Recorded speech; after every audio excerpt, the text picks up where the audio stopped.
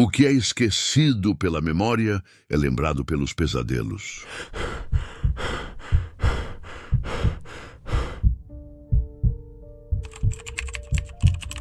Encontrei uma porta trancada no casebre velho da fazenda, uma porta que, juro, nunca tinha notado antes, mesmo já conhecendo aquele lugar como a palma da mão.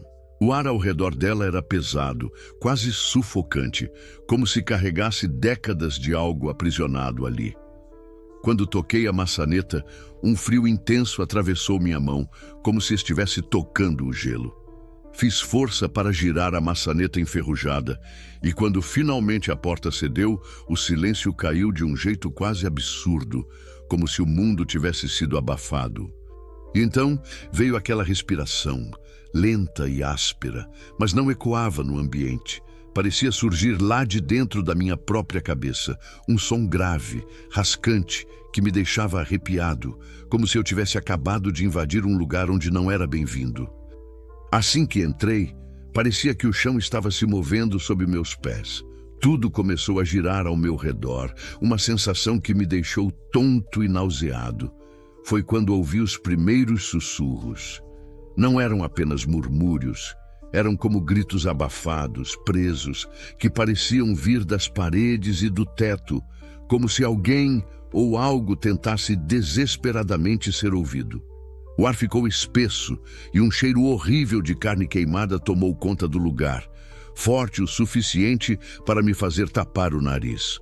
Olhei para o chão e vi manchas escuras espalhadas em padrões irregulares, parecendo sangue seco, uma cena que não deveria estar ali.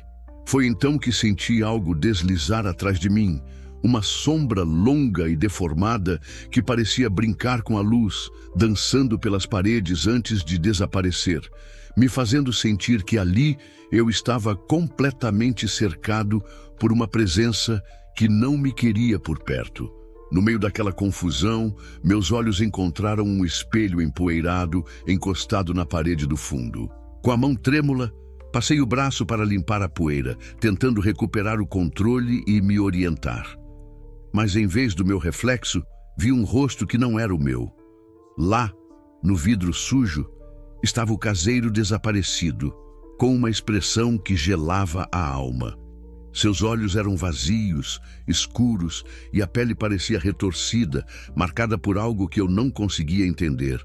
Ele começou a mexer os lábios, como se quisesse me dizer algo.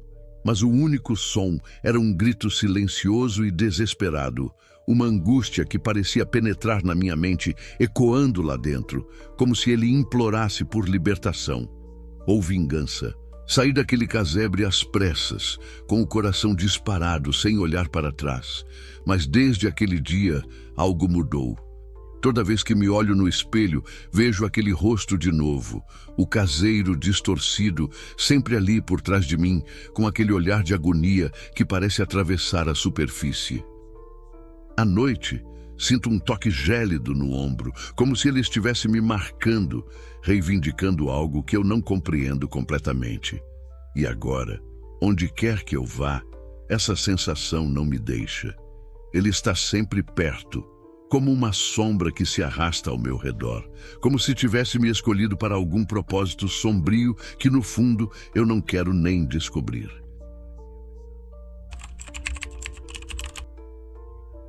Sempre achei que a estrada até a fazenda tivesse um charme silencioso, uma calmaria que só existia ali, no meio do nada. Aquela rota entre os milharais, apertada e escondida, era quase um refúgio, uma pausa no caos do mundo. Mas naquela noite, o silêncio parecia pesado, incômodo, como se algo estivesse errado. No meio do caminho, notei um espantalho novo, plantado bem próximo da estrada.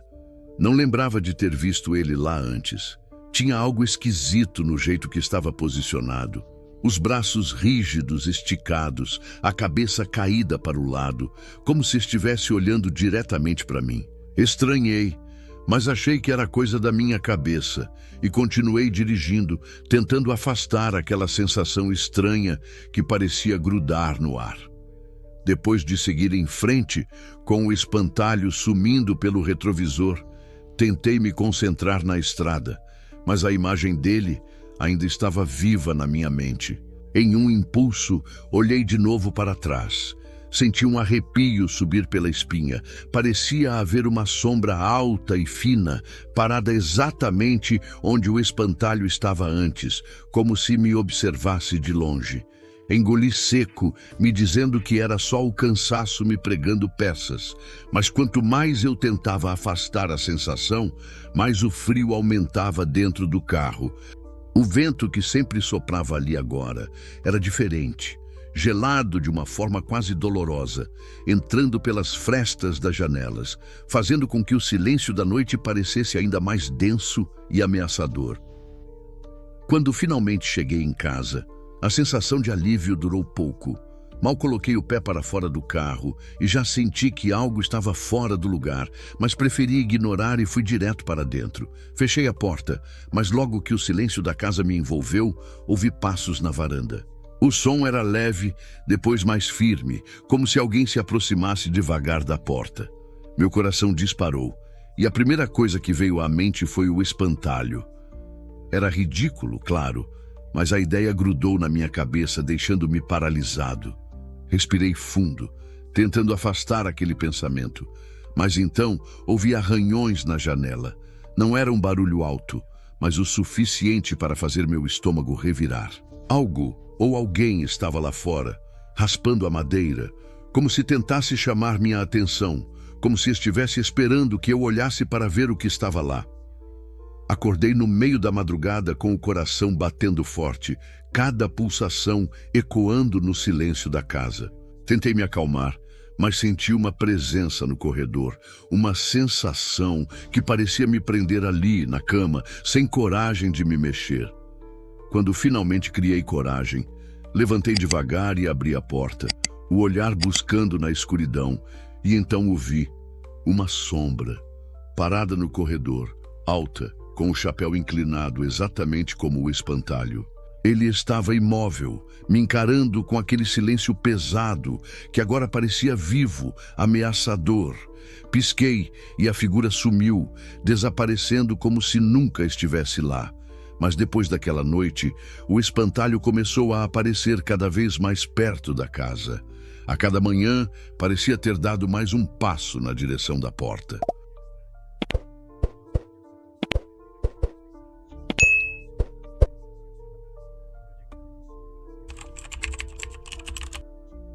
Naquela primeira noite, enquanto caminhava ao redor da casa, algo me deixou inquieto. Era a terra, pulsando sob meus pés, quase como se estivesse respirando. Achei que fosse minha mente pregando peças, mas quando me aproximei mais, senti uma vibração suave que parecia vir debaixo da superfície, como se algo tentasse escapar dali. Durante o dia, as plantas que eu havia semeado tinham crescido de forma absurda e errada. Os caules se torciam em direções bizarras e as folhas, densas e escuras, lançavam sombras que pareciam ganhar vida ao cair da noite. A sensação de estar sendo observado era sufocante, e toda vez que passava pelas plantas, eu sentia olhos me seguindo, ocultos entre aqueles troncos retorcidos. Era como se a própria plantação estivesse esperando por um momento para me alcançar. As noites se tornaram ainda mais sombrias depois disso. Comecei a ouvir algo entre as fileiras da plantação, um murmúrio estranho que parecia sussurrar junto ao vento, mas havia algo mais profundo, quase humano, nos sons que surgiam das folhas. Era como se elas tivessem ganhado voz própria, um chamado entrecortado e arrastado, que parecia vir de todos os lados ao mesmo tempo. Numa dessas noites, ouvi nitidamente alguém me chamando pelo nome, uma voz rouca e fraca, quase apagada, mas que cortou o silêncio como uma lâmina. Contra o que a razão mandava, avancei pela plantação, meus passos abafados pela terra pulsante, até que meus olhos se fixaram em algo à minha frente. Entre os caules escuros e as folhas densas, uma figura grotesca se formava, quase camuflada. Mas seus olhos, Eram de um vermelho intenso, fixos em mim, brilhando com uma fúria e uma fome que eu nunca tinha visto antes. Fiquei paralisado, sentindo o olhar daquela coisa me atravessar, como se tentasse ler cada medo que eu tinha. Depois daquela noite, algo mudou. Não era só a figura que me assustava agora, mas as próprias plantas começaram a agir de um jeito que era impossível ignorar. Era como se elas estivessem vivas de verdade. Eu podia jurar que se moviam, que as sombras se estendiam como braços retorcidos, tentando me alcançar cada vez que eu passava por ali. A cada dia, a plantação avançava, engolindo o quintal, chegando mais e mais perto da casa. De noite, o som de arranhões ficava mais alto. Podia ouvir aquele som áspero raspando as paredes, como unhas que tentavam entrar. E de manhã, as marcas estavam lá. Garras invisíveis tinham deixado sinais profundos na madeira, reforçando a sensação de que aquilo estava cada vez mais perto, faminto, querendo atravessar a porta que me separava de tudo que espreitava lá fora. Agora, a plantação tomou conta de quase todo o terreno. As sombras densas e retorcidas cercam a casa por todos os lados, como se estivessem esperando o momento certo para atacar. Cada vez que olho para fora, vejo algo se movendo entre os caules. Mãos deformadas que surgem e desaparecem, dedos longos e retorcidos se puxando para fora da terra, como se algo estivesse se arrastando em minha direção. Há um sussurro contínuo, uma voz baixa e ameaçadora que ecoa lá fora, prometendo que logo, muito em breve, eu serei um deles, parte daquela massa escura e faminta que se espalha pela terra. Sinto o peso daquela presença do lado de fora, esperando, espreitando, e não consigo mais me afastar da porta, como se fosse o último lugar seguro entre eu e aquilo que me chama de dentro da escuridão.